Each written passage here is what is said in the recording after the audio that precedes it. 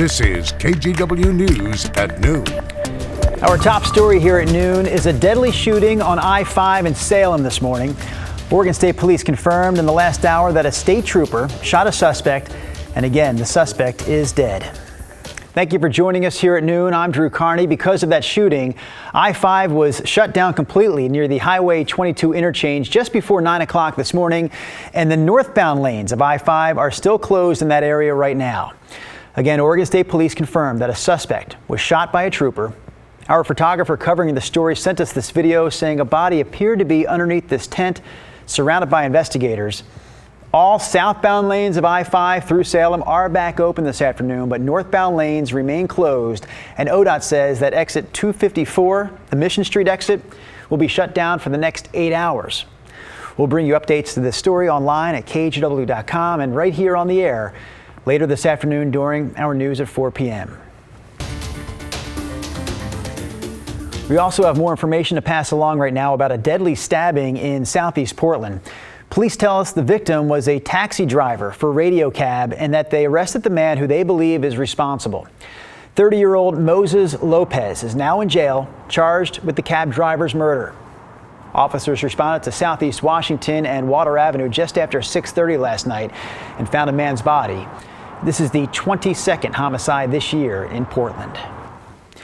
Our top national story this afternoon is the mass shooting that happened today in Louisville, Kentucky.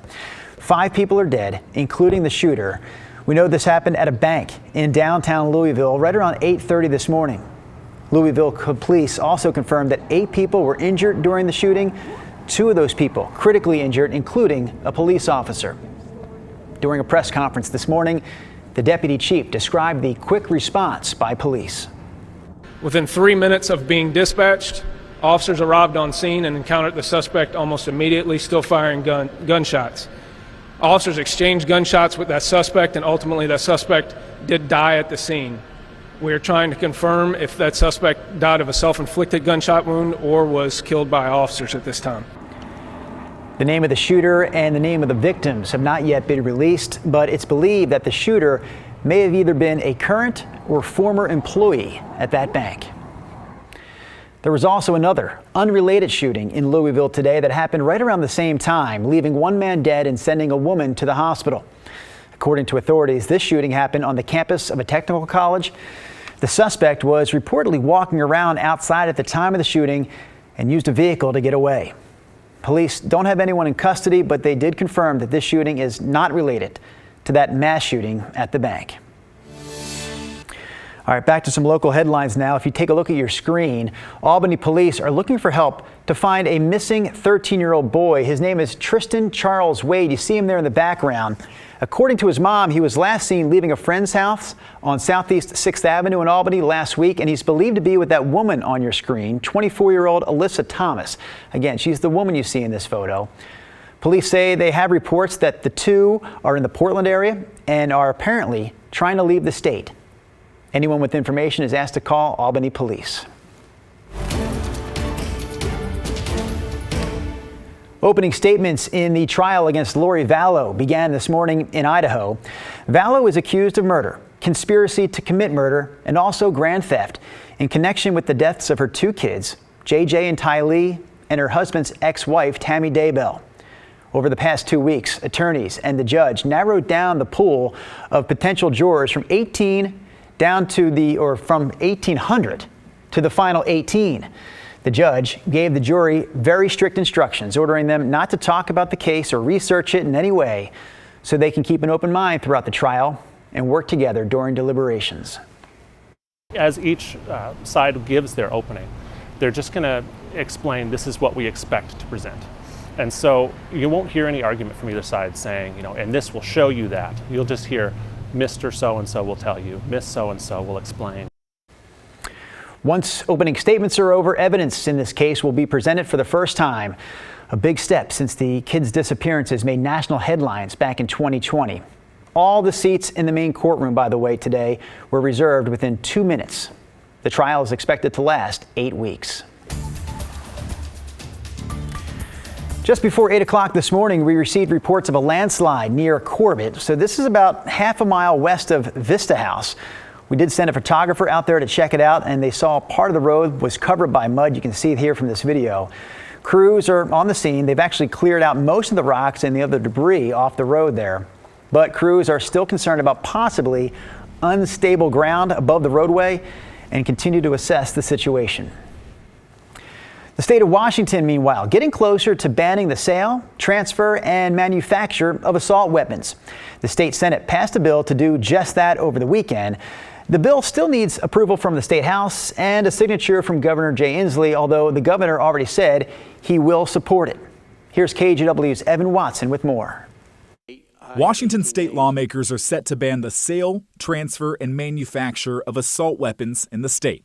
The Senate passed House Bill 1240 on Saturday with a 27-21 vote.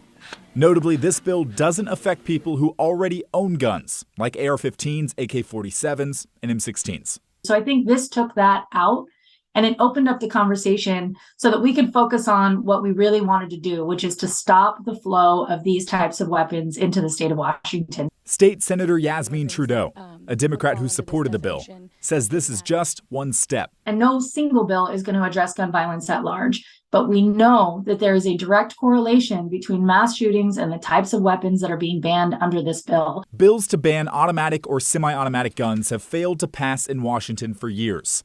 Republicans have blamed mental health for mass shootings and said the ban would restrict gun access for legal and responsible gun owners. The legislators that I work with do exemplify responsible gun ownership. I think that there are a lot of people that do. But again, we don't legislate for those with the best behavior. We legislate for the worst behavior. So that is because we want to protect our community at large. Trudeau says this bill is moving forward because it's not focused on current gun possession, but future sales and transfers. She also says Democrats have stronger majorities in both chambers, and the support for an assault weapons ban is mounting with the frequency of mass shootings. It's the urgency, and it's the fact that we've got the political support and political will. The bill has exemptions for law enforcement agencies and military members. If passed, it's expected to be challenged in court. We make determinations all the time on balance with public safety. So it's not just about, well, I want this, so I should get it. It's like, what are we allowing people to do that also impact their neighbor? Because we don't live in the wild, wild west. We don't live independent from our community. We live in communities with everybody else. My neighbor is just as important as I am. Evan Watson, KGW News.